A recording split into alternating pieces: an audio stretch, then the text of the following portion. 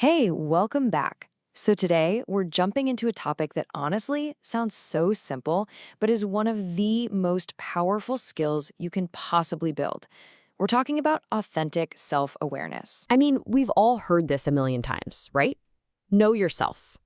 It's ancient advice. But really, what does that actually mean? What are you supposed to do when someone says that to you? It feels so vague, doesn't it? Just look within. Okay, but what am I looking for? A list of our flaws? Some kind of hidden superpower? It can be really confusing, so let's try to make it a lot clearer. Okay, let's get into the real difference here. On one side, you've got your surface level knowledge, things like your job title. That's easy. But true self-awareness, that's something else entirely. It's about observing your own thoughts without immediately judging them.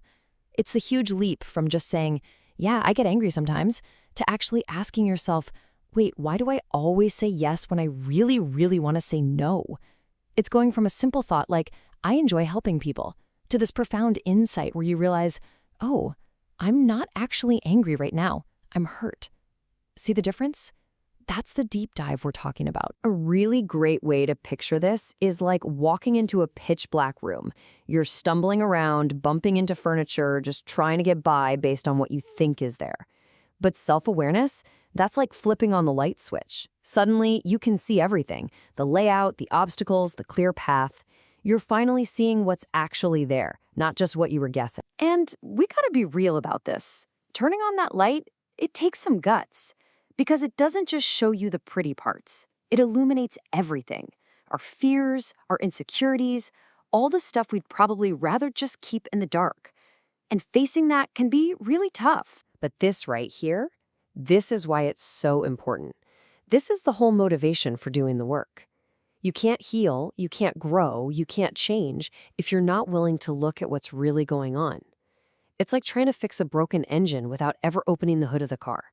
It's just not going to happen. So let's make this super practical, because a lack of self-awareness isn't just some abstract idea.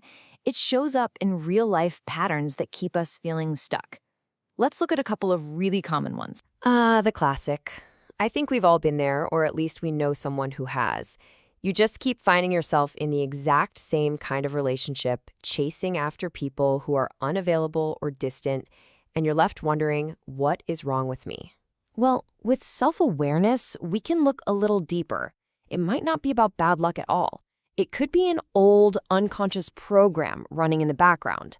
For instance, maybe you had a parent or a caregiver who was emotionally distant.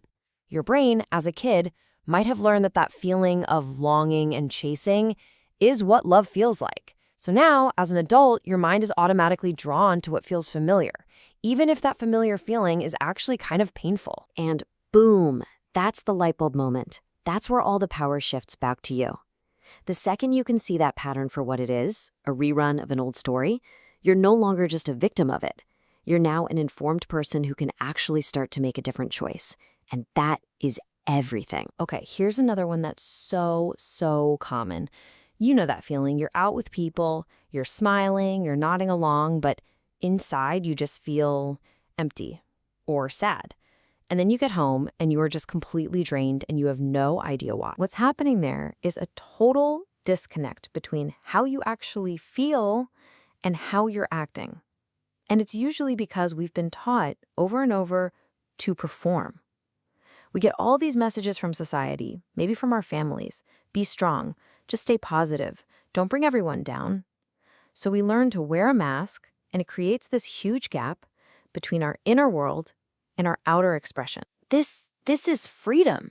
This is what real relief feels like. Self-awareness gives you permission to just be authentic, to just admit to your own reality without feeling like you have to put on a show.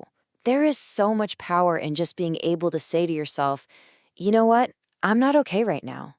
And that's okay. All right, so we get the what and we get the why. But what about the how? How do we actually start doing this? Let's get into a really practical 5-step toolkit you can start using. Here's the most important thing to remember.